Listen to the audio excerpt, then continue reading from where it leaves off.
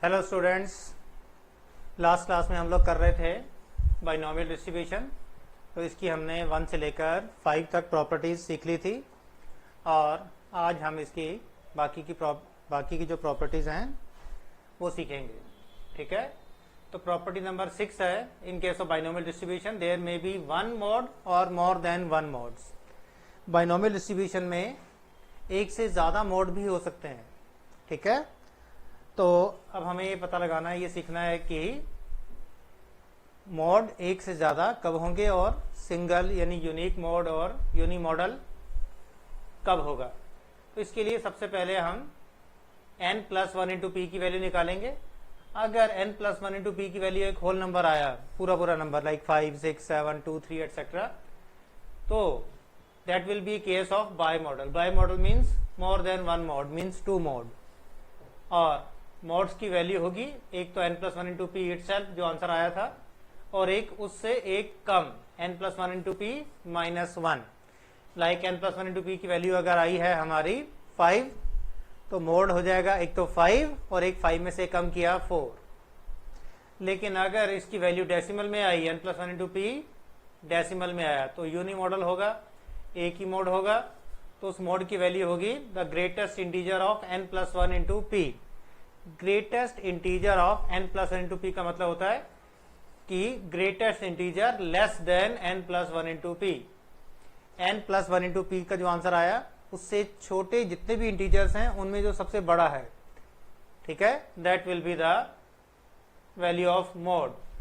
तो नीचे हम लोग एक एग्जांपल सीख रहे हैं। एग्जांपल नंबर 1 में हमें दिया है n = 4, p = 3/5।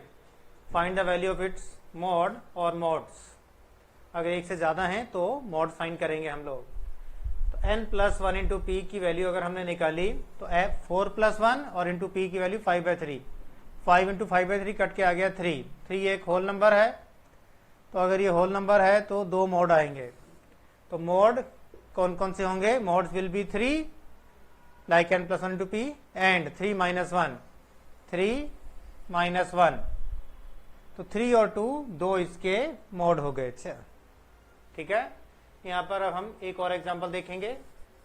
अगर n की वैल्यू हमें दी हुई है 7 और p की वैल्यू 1/3, तो n+1 इंटू पी की वैल्यू निकाली, 7 + 1 8 इंटू 1/3, 8/3 कट के 2.67 आ गया डेसिमल में। ये एक होल नंबर नहीं है, it is not a whole number. ठीक है, डेसिमल में आ गया।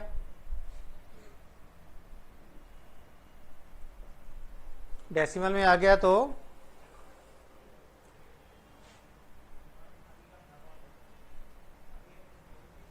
ये इसका एक ही मोड होगा। अच्छा, डेसिमल में आने पर यूनी मॉडल।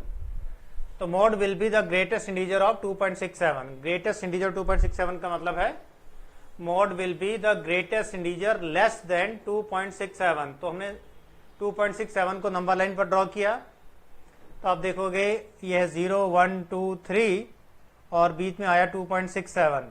ठीक है, ये n+1 इंटू पी की वैल्यू आ गई। अब इससे छोटे जो इंटीजर्स हैं वो है 2, 1 और 0।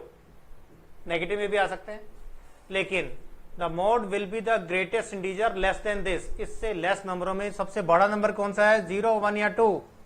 तो आंसर है 2। Therefore the mode will be 2।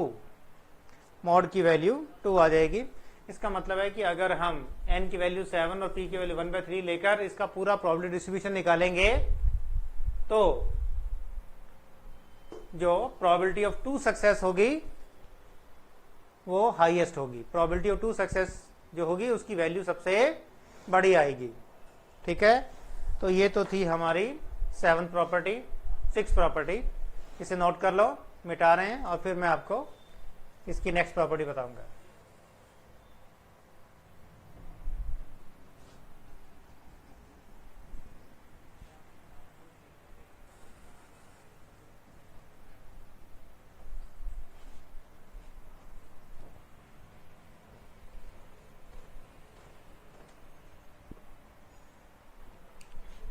तो 7th प्रॉपर्टी में क्या है कि अगर हम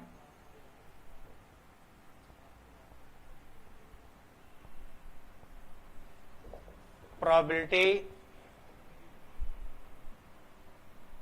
डिस्ट्रीब्यूशन कर्व बनाएं तो that curve may be in the form of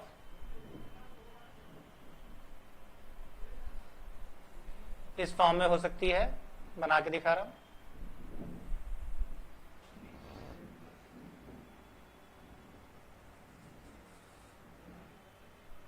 और in the form of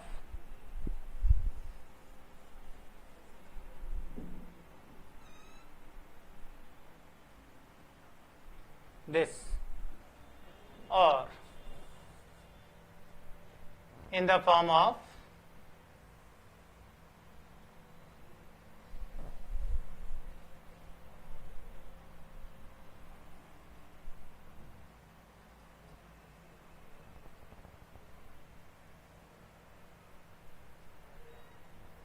or in the form of this। तो यहां पर आप देखोगे कर्व काफी ऊपर से शुरू हुई और थोड़ा सा और ऊपर जाके फिर धीरे धीरे करके नीचे आना शुरू कर दिया। यहाँ ये धीरे धीरे करके ऊपर गई और सबसे ऊपर पहुंचते अचानक से झट से नीचे आ गई। ठीक है, या फिर ये जिस तरह से धीरे धीरे करके ऊपर गई उसी तरह से धीरे धीरे करके वापस नीचे आ गई। तो इन तीनों में से किसी भी फॉर्म में इसका ग्राफ बन सकता है। This is called skewed curve. क्या कहते हैं इसको? Skewed curve.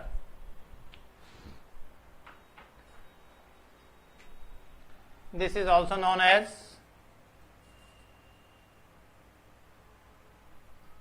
skewed curve, but this is called positively skewed. This is called positively skewed. This is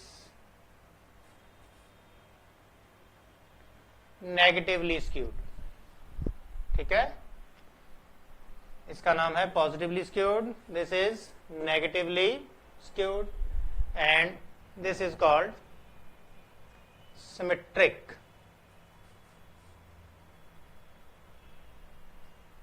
curve.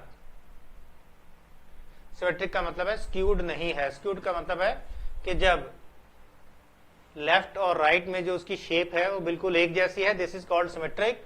और जब वो सबसे ऊपर वाले पॉइंट पे पहुंचती है उसके लेफ्ट और राइट की शेप अलग अलग है, दिस इज कॉल्ड स्क्यूड। इसकी शेप इधर अलग है, इधर अलग है, इसकी यहां से इस तरफ अलग है, इधर अलग है। अच्छा, तो मतलब ये स्क्यूड है। और जब ऊपर वाला पॉइंट सबसे जल्दी आ जाता है पहले, this is called positively skewed. और जब वो देर से आता है, this is called negatively skewed, and this is called symmetric curve. ऐसी कर्व तब बनती है if P is less than 1/2, और ये तब बनती है if P is greater than 1/2। 1/2 से बड़ी वैल्यू आएगी तो कर्व ऐसी बनेगी। P की वैल्यू हाफ से छोटी होगी तो ऐसी होगी, और अगर P की वैल्यू एग्जैक्टली हाफ होगी तो कर्व ऐसी बनेगी, बिल्कुल सिमेट्रिक कर्व। तो कंक्लूजन ये निकला, मतलब कंक्लूजन तो 3 निकले, लेकिन मैं इस वाले का कंक्लूजन एक बार और बता रहा हूं। Therefore we can conclude that if P is equal to 1/2, the probability distribution curve will be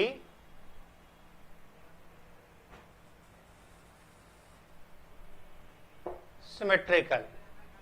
अगर P की वैल्यू हाफ होगी तो प्रोबेबिलिटी डिस्ट्रीब्यूशन कर्व जो है वो बिल्कुल सिमेट्रिकल बनेगी, और जब वो हाफ के इक्वल नहीं है, छोटी है या बड़ी है, तो सिमेट्रिकल नहीं होगी। ठीक है, तो ये थी प्रोबेबिलिटी डिस्ट्रीब्यूशन की, बाइनोमियल डिस्ट्रीब्यूशन की 7 प्रॉपर्टीज। 5 तक हमने लास्ट क्लास में कर ली थी और 2 हमने अभी और सीख ली। ठीक है, that's all for today. Next class में हम और आगे सीखेंगे। अच्छा, पॉइजन डिस्ट्रीब्यूशन स्टार्ट करेंगे और बाकी के भी डिस्ट्रीब्यूशन जो रह गए स्टार्ट करेंगे। ठीक है, ओके।